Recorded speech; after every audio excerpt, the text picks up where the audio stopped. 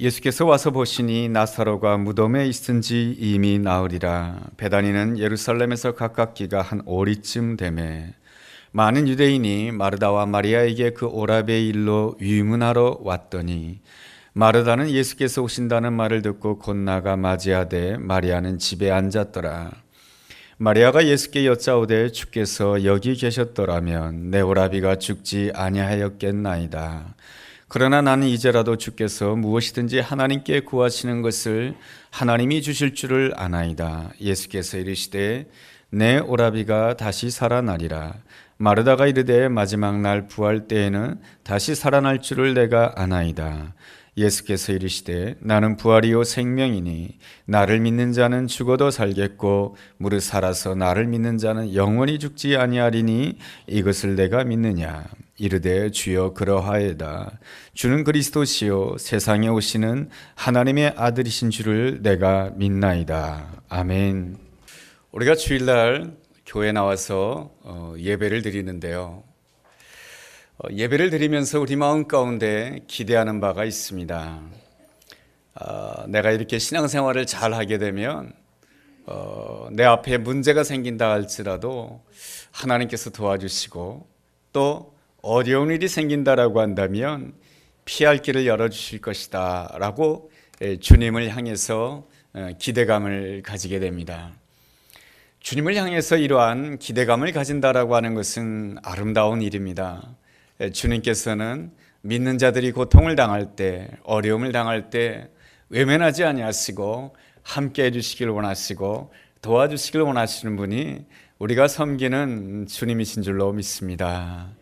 그렇지만 말이죠, 우리 주님은 때로는 내가 기대하지 않은 방향으로 역사하실 때도 있다라고 하는 것입니다. 주님께서 나를 도와주셔야 되는데 도와주지 아니하십니다. 주님께서 이렇게 역사하셔야 되는데 주님께서 역사하지 않는 것 같습니다. 그럴 때 우리는 상당히 당황하게 되고 힘든 상황 가운데 빠지게 됩니다. 오늘 성경 본문에 나와 있는 상황이 그렇습니다. 요한복음 11장 3절 말씀을 보면 이런 말씀이 있습니다. 주의 사랑하시는 자가 병들었나이다 라는 말씀이 기록되어 있습니다. 주님이 사랑하는 나사로라고 하는 사람이 병들었다라고 하는 것입니다. 이 사실 때문에 그 나사로의 누이 동생이었던 마르다와 마리아는 예수님께 부탁을 하였습니다. 예수님이 사랑하시던 나사로가 병들었습니다. 속히 오셔서 내 오라버니의 병을 고쳐주소서라고 부탁을 드렸습니다. 나사로의 가정은 특별히 주님의 사랑을 받는 가정이었습니다. 이 나사로의 가정은 베다니 마을이라고 하는 그러한 지역에 있는 한 가정인데요. 참 예수님께서 예루살렘에 오실 때마다 예루살렘에서 유숙하지 아니하시고 늘 예수님께서는 예루살렘을 떠나서 바로 옆에 있는 그 베다니 마을에 있는 나사로 가정에서 늘 유숙하셨습니다. 그만큼 예수님께서는 이 나사로 가정을 사랑하셨고 나사로 가정도 역시 예수님을 굉장히 사랑하셨습니다.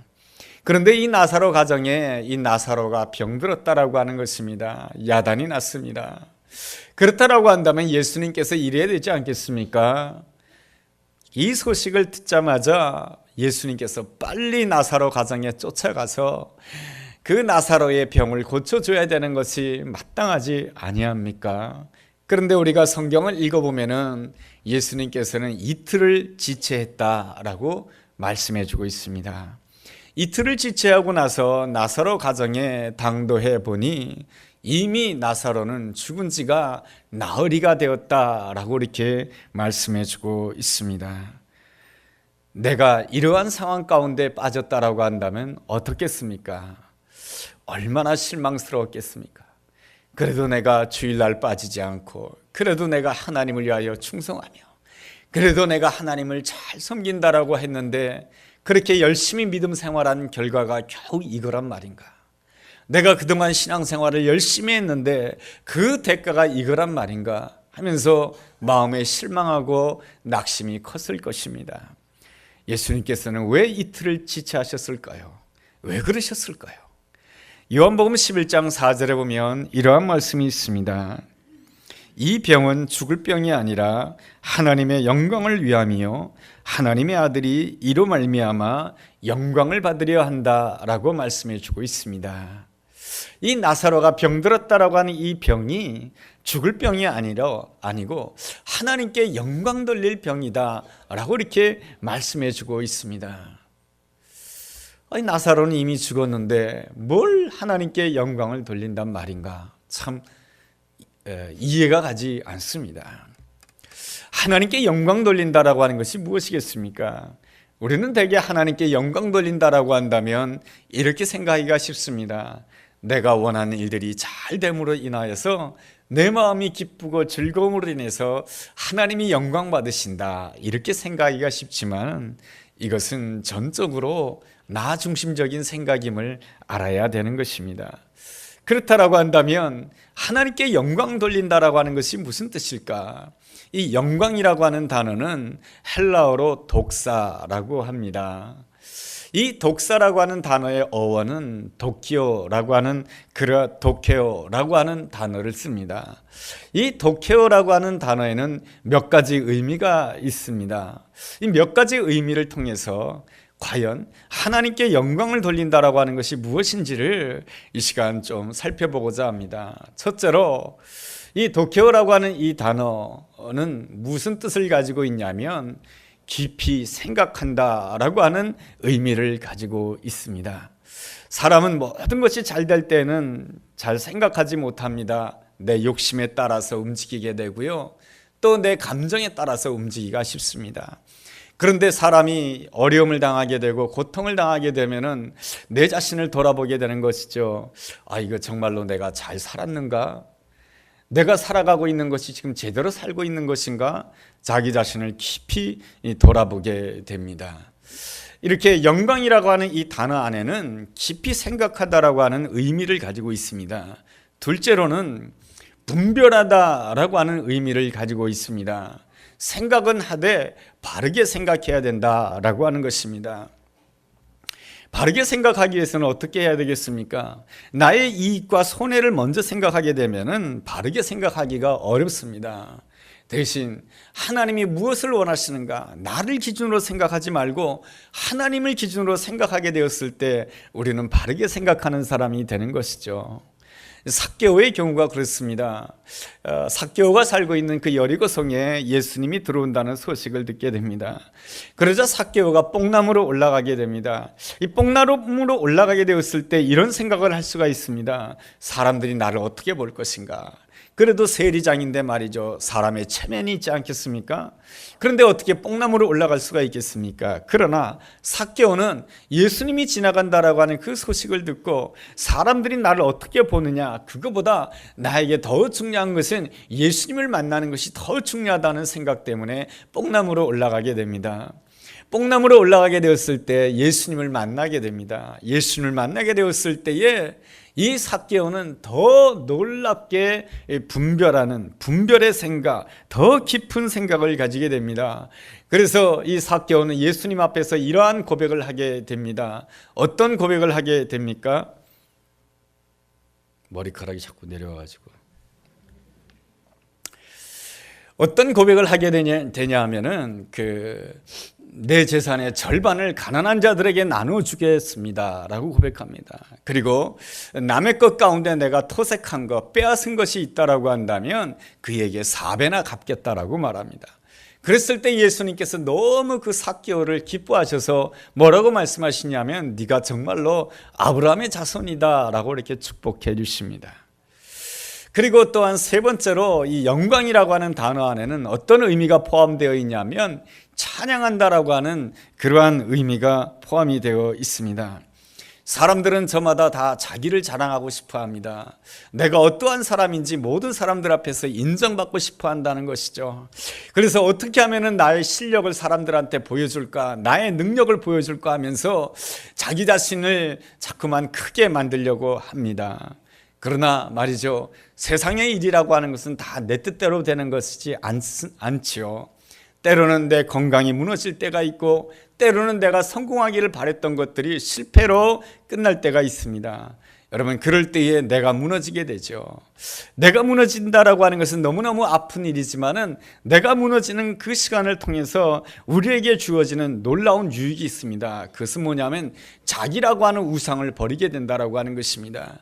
우리가 언제 하나님을 제대로 만날 수 있게 됩니까? 그것은 바로 자기라고 하는 우상을 내려놓을 때에 주님을 온전히 만나게 되는 것입니다. 모세라고 하는 인생이 그랬던 것이죠. 모세가 애굽의 왕자로 성장하지 않았습니까? 그의 신분이 얼마나 탁월합니까? 또한 그 모세는 얼마나 지식이 뛰어납니까? 또 얼마나 능력이 많은 사람입니까?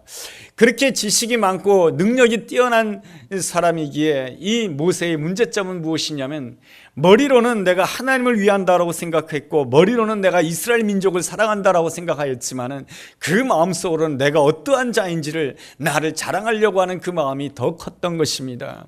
그러기에 하나님께서는 모세에게 실패를 허락하셨던 것이죠. 모세가 광야로 쫓겨나서 40년의 세월을 사는 동안에 그 모세에게 주어진 일이 있습니다. 그것이 무엇이냐면 자기라고 하는 우상을 다 버리게 된다라고 하는 것입니다. 자기라고 하는 우상을 버리게 되었을 때 하나님을 만나게 됩니다. 하나님을 언제 만나게 되냐면 80세 때 만나게 됩니다. 80세라고 한다면 너무나 고령의 나이인 것 같습니다. 그렇다 할지라도 말이죠, 우리가 하나님을, 자기라고 하는 우상을 내려놓고 하나님을 만나게 된다라고 한다면 그때부터 내가 할 수 있는 일을 하는 사람이 아니고 하나님만이 하실 수 있는 놀라운 일을 하게 되는 줄로 믿습니다. 모세가 그러한 일 아닙니까? 이스라엘 백성들을 출애굽시키고 이스라엘 백성들을 40년 동안 광야로 인도하는 그 일은 모세가 할 수 있는 일이 아니었던 것입니다. 하나님만이 하실 수 있는 놀라운 일이었던 것이죠. 이렇듯 하나님을 만나고 하나님을 자랑하고 하나님을 찬송하게 되면은 내가 할 수 있는 일을 하는 사람이 아니고 내가 할 수 있는 일이 아니고 하나님만이 할 수 있는 그 놀라운 일들이 나의 삶 가운데 일어나는 놀라운 일들이 일어나게 될 줄로 믿습니다. 이것이 바로 하나님께 영광 돌리는 자의 아름다운 모습인 줄로 믿습니다. 그러므로 하나님께 영광을 돌린다라고 하는 것은 세 가지로 정리할 수가 있습니다. 하나는 깊이 생각한다고 하는 것이며, 둘은 분별할 줄 안다라고 하는 것이며, 셋은 하나님을 찬양할 줄 안다라고 하는 것입니다.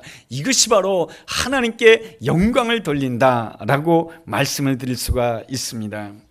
오늘 우리가 읽은 본문 21절에 보면은 참 마르다의 섭섭한 마음이 표현되어 있습니다. 주께서 사랑하시는 자 나사로가 병들었습니다라고 하고 예수님께 말씀드렸다라고 한다면 예수님께서 속히 오셔가지고 내 오라비 나사로의 질병을 고쳐주셨어야 했는데 예수님께서는 너무 늦게 오신 것 같습니다. 그 마음이 너무나도 아쉽고 섭섭합니다. 그래서 그 섭섭한 마음이 21절에 이렇게 표현되어 있습니다. 21절을 주목해 보시면 이런 말씀이 있습니다. 마르다가 예수께 여짜오되 주께서 여기 계셨더라면 내 오라비가 죽지 아니하였겠나이다. 주님께서 여기 계셨더라고 한다면 내 오라비가 죽지 아니하였겠나이다. 주님이 여기 계셨어야 했는데, 주님께서 여기 계셔서 내 오라비의 질병을 고쳐주셨어야 했는데 주님께서 여기 계시지 않았다라고 하는 것이 너무 섭섭하고 너무 마음이 아프다라고 하는 것입니다. 여러분 어떻습니까? 오늘날 예수님이 육체로 내 옆에 계신다라고 한다면 우리는 더 행복하겠습니까? 더 즐거워하겠습니까? 그렇지 않을 것 같아요. 예수님이 내 옆에 계시면은 우리가 신앙생활을 잘할 것 같지만 잘 못해요. 예수님이 내 옆에 계시면 우리의 신앙생활이라고 하는 것은 어떠냐면 다 나 중심적이거든요.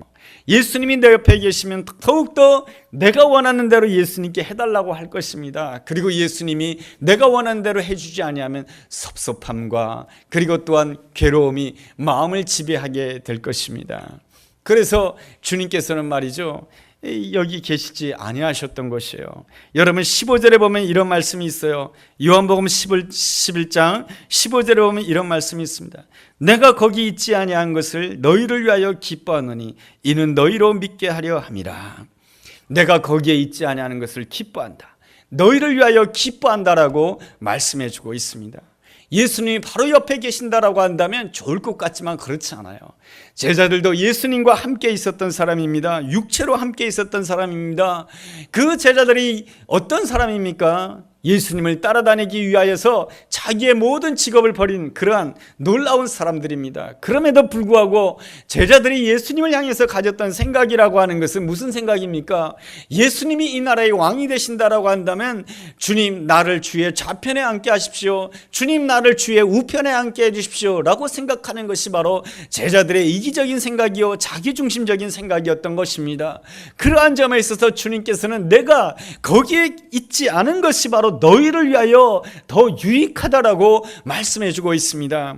오늘날 주님께서는 육체로 우리 가운데 계시지 아니하십니다. 대신 주님께서는 우리에게 허락하시는 것이 무엇이냐면 하나님의 말씀이요, 또한 우리에게 허락하신 분이 누구이십니까? 바로 보이지는 않지만 성령 하나님께서 우리 가운데 옆에 계셔 주셔서 우리를 위하여 지금도 말할 수 없는 탄식으로 기도하고 계신답니다. 그러므로 우리 상황 가운데 내가 도저히 생각할 수 없는 그 어려운 상황 가운데 처하게 되었을 때에 예수님이 내 육체로 보인다라고 한다면 예수님의 소매를 막 붙잡고 예수님 이거 해결해 주세요라고 할 수 있지만 예수님은 보이지 않습니다. 그리고 성경이 있습니다. 그리고 성령님이 계신다라고 하지만 성령님은 내 눈에 보이지 않습니다. 그러기에 우리는 그 가운데서 어떻게 하는 것입니까? 하나님의 말씀을 묵상하는 것이죠. 말씀을 묵상하고 또 묵상하는 가운데 또 뭐 하는 것입니까? 기도하고 또 기도하는 것이죠. 말씀을 묵상하고 기도하는 가운데 어떤 역사가 일어납니까? 바로 내 생각이 깊어지는 것입니다. 그리고 내가 분별할 줄 아는 사람이 되는 것입니다. 그리고 내가 하나님을 찬양하는 사람이 되는 것입니다. 그래서 하나님이 육체로 내 곁에 계시지 않은 것이 우리에게 유익한 것이며 복인 것입니다.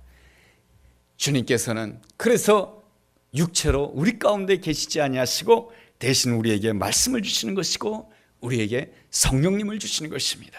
그러므로 우리가 어떠한 형편 가운데 있다 할지라도 내가 하나님께 영광 돌리기를 원합니다 라고 한다면 끊임없이 하나님의 말씀을 묵상하고 기도하고 또 기도하는 가운데 내가 깊이 생각하기를 원합니다. 하나님의 뜻이 무엇인지를 분별하기를 원합니다. 내가 이 가운데서도 하나님을 찬양하기를 원합니다. 그럴 수 있다라고 한다면 진실로 하나님께 영광 돌리는 사람이며 하나님께 영광 돌린 사람은 하나님께서 모든 것을 책임져 줄 줄로 믿습니다.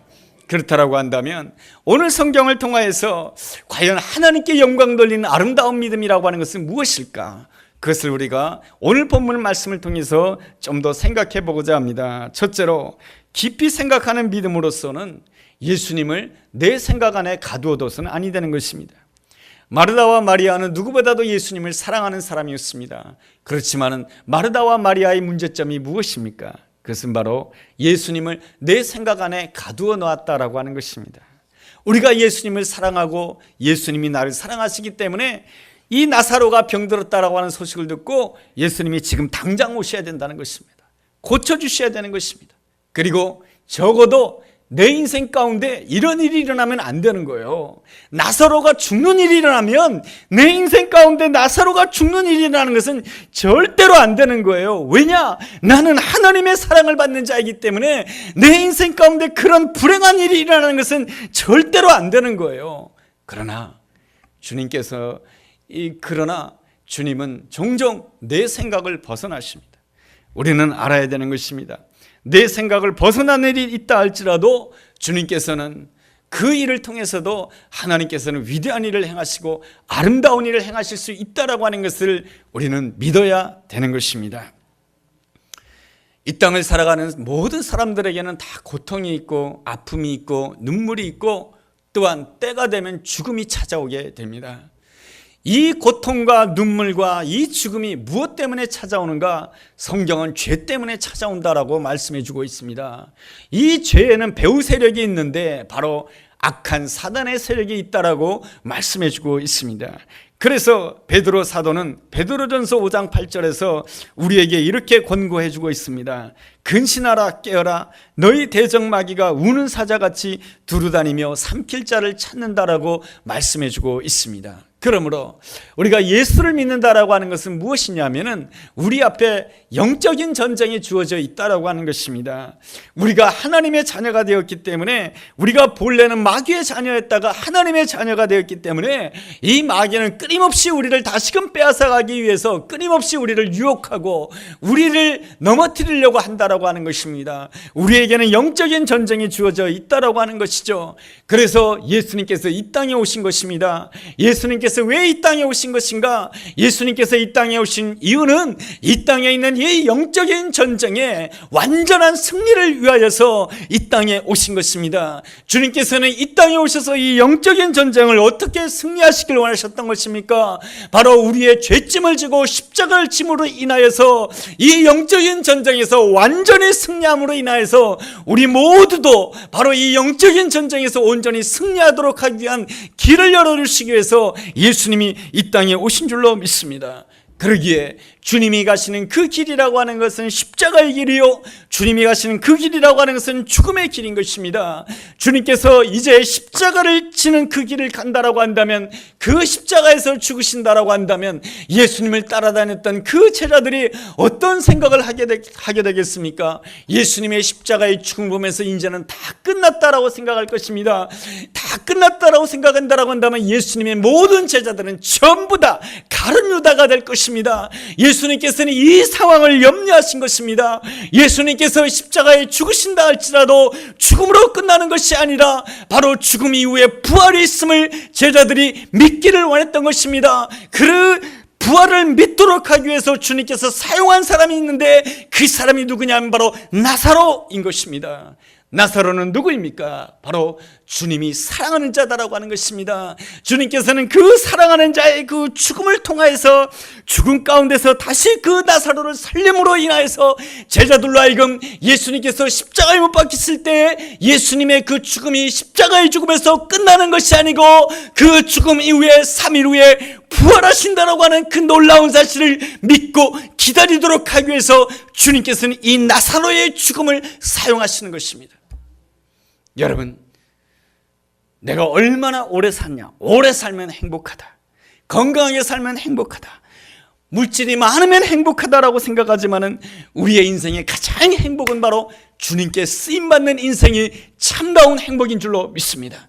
예수님은 이 땅에서 33년밖에 살지 않으셨지만은 예수님의 태어나면서부터 예수님이 십자가에 못 박히시는 그 33년의 전 생애가 하나님께 쓰임받았기에 예수님의 생애는 아름다운 생애요, 소중한 생애요, 귀한 생애인 줄로 믿습니다. 그러므로 주님께 쓰임받는 것이 가장 아름다운 생애인 것이죠. 나사로가 죽었다라고 하는 것은 이 마르다와 마리아 입장에서는 너무 슬픈 일이었던 것입니다. 이런 일이 일어나면 절대로 안 되는 것입니다. 내가 하나님을 믿는데 내 인생 가운데 이런 일이 일어나면 절대 안 되는 것이죠. 그럼에도 불구하고 주님의 놀라운 점이라고 하는 것은 그 우리의 생각을 뛰어넘는, 한계 상황을 뛰어넘는 그 문제를 통해서도 주님께서는 놀라운 계획을 하시고 아름다운 일을 행하시고 선을 행하시는 줄로 믿습니다.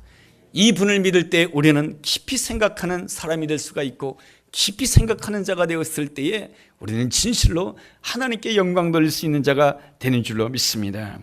둘째로, 분별하는 믿음의 차원에서 생각해 본다라고 한다면 사람들이 나에 대해서 무엇이라고 반응하는가, 그거보다는 예수님의 말씀을 따라가는 것이야말로 진실로 하나님께 영광 돌리는 아름다운 믿음이라고 할 수가 있습니다. 예수님은 나사로가 병들었다라고 하는 그 소식을 듣고 베다니 마을로 가시려고 합니다. 그런데 요한복음 11장 8절 말씀에 보니까 제자들이 가지 말라고 하십니다. 왜냐하면 유대로 가게 되면 예수님을 죽이려고 하는 사람이 많다라고 합니다.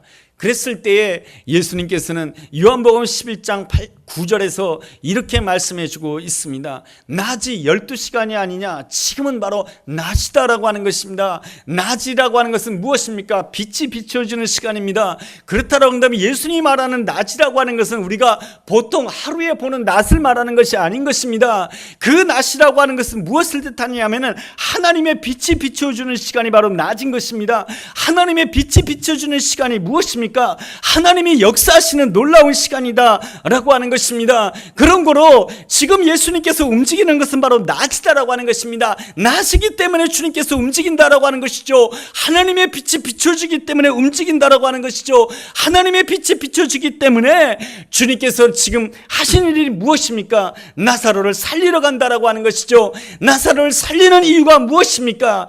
이 땅에 살아가는 모든 인생들 가운데 예수 그리스도를 믿고 바라보는 자는 죽는다 할지라도 다시 산다라고 하는 이 영원한 운명을 온 인류에게 정확하게 가르쳐 주기 위해서 예수님께서는 지금 이 베다니 마을로 가시는 것입니다.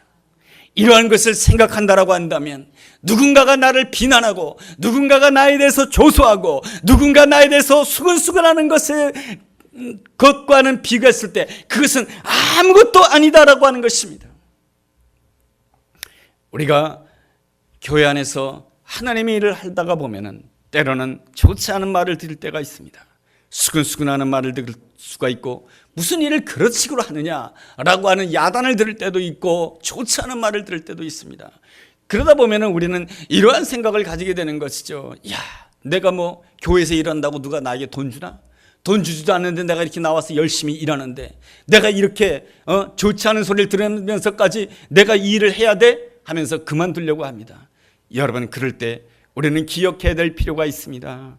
출애굽기서 20장 6절에 보면 이러한 말씀이 있습니다. 주님을 사랑하는 자, 주님의 계명을 지키는 자에게는 하나님께서 그에게 천대까지 은혜를 베풀어 주시겠다라고 놀랍게 약속해 주고 있습니다. 지금 이 시간은 낮은 시간입니다. 하나님께서 나에게 놀라운 일을 맡겨준 시간입니다. 이 하나님의 말씀에 온전히 순종하는 것은 바로 나 자신뿐만 아니라 내 후손에게까지 천대까지 베풀으시는 놀라운 은혜와 축복이 주어지는 아름다운 시간인 줄로 믿습니다. 그렇다라고 한다면 사람들이 잠시 잠깐 나에 대해서 오해하고 나에 대해서 수근수근하고 나에 대해서 비난한다고 해서 그것이 무슨 비교가 되겠습니까? 하나님께서 이 모든 아름다운 충성을 통하여서 나와 내 후손들에게 천대까지 은혜를 베풀어 주신다고 하는데 지금 잠깐 사람들이 나에 대해서 수근수근하고 나에 대해서 뭐라고 말하는 것이 무슨 대수가 되겠습니까? 모세가 그렇지 않습니까? 이스라엘 백성들을 이끌고 출애굽합니다. 하나님께서 준비해 놓으신 적과 꿀이 흐른 땅에 들어가게 됩니다. 430년 동안 노예 생활했던 이 이스라엘 백성들을 이제 자유의 백성으로 인도해 주시는 역사적인 놀라운 순간인 것입니다. 그런데 그 함께했던 이스라엘 백성들이 모세를 향해서 힘들고 어려울 때마다 원망하고 불평합니다. 그럼에도 불구하고 모세는 여호와 하나님을 바라보며 끝까지 온전히 주님께서 주신 사명을 감당합니다. 어떻게 그럴 수가 있는 것입니까? 바로 이스라엘 백성들이 애굽 땅에서 노예했던 이스라엘 백성들이 나와서 하나님께서 준비해 놓으신 적과 꿀이 흐른 땅에 들어간다라고 하는 이 놀라운 역사적인 사실은 바로 사람들이 지금 나에 대해서 수근수근하고 원망하고 비판하고 판단하는 것과는 비교할 수 없는 놀라운 역사다라고 하는 것입니다. 여러분, 이러한 확실한 믿음을 가져야 분별의 은혜를 가질 수가 있고 분별의 은혜를 가져야 하나님께 진실로 영광 돌리는 복된 사람이 될 수 있는 줄로 믿습니다. 셋째로, 주님께서는 찬양하는 믿음을 가지기를 원하시는 것입니다. 내 삶 가운데 한계 상황이 주어진다 할지라도 그 한계 상황을 넘어서서 주님의 그 부활을 찬양하는 아름다운 사람이 되기를 원하시는 것입니다. 우리는 종종 이 험한 세상에서 살다 보니까 그 힘든 세상 속에서 자신도 모르게 종종 이런 생각을 하게 됩니다. 내가 이러다가 버림받는 것이 아닐까? 내가 이러다가 무너지는 것이 아닐까? 이러다가 내가 불행해지는 인생이 되지 않을까? 그러면서 알지 못하는 그 불안한 마음이 우리 자신을 늘 괴롭히고 우리를 힘들게 합니다. 여러분, 그럴 때마다 우리 주님께서 주신 놀라운 말씀에 따라서 하나님을 찬양해야 될 줄로 믿습니다. 우리가 하나님을 찬양해야 될 때 어떤 말씀을 기억해야 되겠습니까? 오늘 우리가 읽은 25절과 26절의 말씀을 기억해야 되는 것입니다. 25절과 26절에 우리 예수님이 주신 말씀이 무엇입니까? 나는 부활이요 생명이니 나를 믿는 자는 죽어도 살겠고 무릇 살아서 나를 믿는 자는 영원히 죽지 아니하리라. 이것을 내가 믿느냐? 나는 부활이며 생명이며 나를 믿는 자는 죽어도 산다라고 말씀해주고 있습니다. 나는 죽는다 할지라도 내가 예수 그리스도가 내 생명이며 나의 부활이기 때문에 내가 살 줄로 믿습니다. 이것이 바로 우리가 날마다 고백해야 되고 찬송해야 될 제목인 줄로 믿습니다. 그러기에 사도 바울은 늘 고백하는 것이 이렇습니다. 나는 날마다 죽노라 말이죠.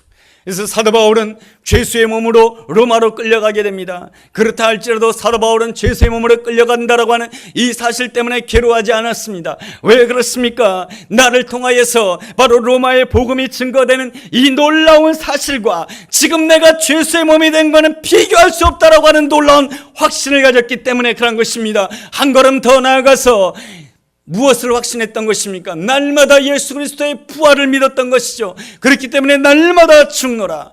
여러분, 이 사도 바울이 가는 그 길에 어떤 일이 일어났습니까? 유라굴라라고 하는 커다란 광풍이 일어났습니다. 광풍이 일어났을 때 많은 사람들이 두려워하고 떨고 있을 때에 이 사도 바울이 담대하게 일어나서 죄수의 신분이었지만 선포를 하게 됩니다. 여러분, 두려워하지 마십시오. 걱정하지 마십시오. 어젯밤에 하나님께서 나에게 말씀해 주셨습니다. 우리 가운데 하나도 생명을 다치지 아니할 것이며 배만 부서질 것입니다.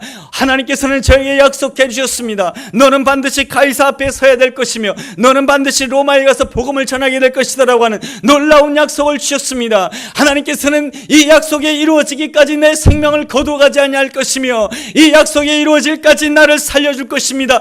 여러분도 살 것입니다라고 담대하게 외쳤던 것입니다. 이것이 바로 무엇입니까? 부활신앙인 것입니다. 주님께서는 우리로 하여금 어디까지 가기를 원하시냐면 이 부활신앙의 자리까지 가기를 원하신 줄로 믿습니다. 한 아버지가 말이죠, 어린 아들을 데리고 바닷가에서 놉니다. 바닷가에서 노니까 이 아들이 막 신났어요. 이 바닷가에서 너무 신나게 막 노는 거예요. 왜 신나게 놀까요? 물이 좋으니까, 그리고 발이 땅에 닿고 있으니까 즐겁게 노는 거예요. 그런데 아버지가 이 아들을 안고 바닷속으로 자꾸만 들어갑니다. 이 아이의 손을 잡고 들어가는데 어떻습니까? 이 다리가 바닥에 닿지 않는 거예요. 바닥에 닿지 않게 되자 아버지는 끌고 들어가고 이 아들은 발이 더 이상 땅에 닿지 않게 되자 점점 물이 들어오게 됩니다. 물을 먹을 것 같아요. 내가 이 물에서 죽을 것 같아요. 이것이 뭡니까? 우리의 한계 상황인 것입니다. 그럴 때는 어떻게 해야 됩니까? 아버지를 믿고 아버지 손에 맡겨야 되는 것입니다. 아버지를 믿고 아버지 손에 맡길 때 어떤 역사가 일어납니까? 이 아이는 수용하는 아들이 되는 것입니다. 수용하는 아들이 되었을 때 어떤 아들이 됩니까? 바로 바다를 누리는 자가 되는 것이죠. 온 우주를 창조하신 하나님, 바다를 창조하신 하나님, 바다에서 주는 놀라운 유익을 다 누리게 되는 아들이 되는 것입니다.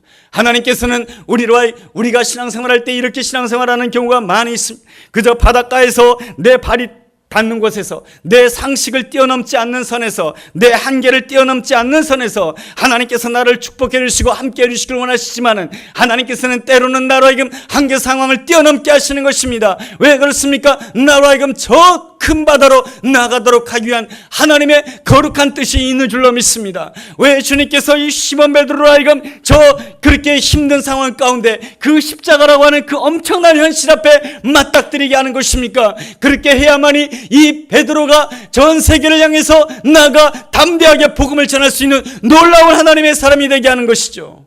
그러므로 하나님께 영광을 돌린다라고 하는 것은 무엇입니까? 바로 생각함으로 인해서, 분별함으로 인해서, 하나님을 찬양함으로 인하여 부활신앙까지 나아가는 것이 바로 하나님께 영광 돌리는 아름다운 믿음이며 부활을 찬양하는 믿음인 줄로 믿습니다. 이 놀라운 믿음으로 날마다 승리하는 우리 모두가 되기를 주의 이름으로 축원합니다. 기도하겠습니다. 하나님 아버지, 어떠한 형편 가운데서도 나를 위하여 십자가 지시고 나를 위하여 부활하신 예수님을 믿고 날마다 예수님을 의지하는 자 되기를 원합니다. 내 앞에 있는 문제가 당장 해결되지 않는다 할지라도 기도하는 가운데 깊이 생각하게 하시고, 기도하는 가운데 분별하게 하시고, 기도하는 가운데 하나님을 찬양함으로 인하여 하나님께 영광 돌리는 자 되게 하여 주옵소서. 그리함으로 인해서 내 생각을 뛰어넘는 놀라운 하나님의 뜻을 발견하게 하여 주시고 끝까지 주님의 큰 손을 의지함으로 인하여 부활의 능력을 체험하는 복된 하나님의 사람 되도록 인도하여 주옵소서. 예수님의 이름으로 기도했습니다. 아멘.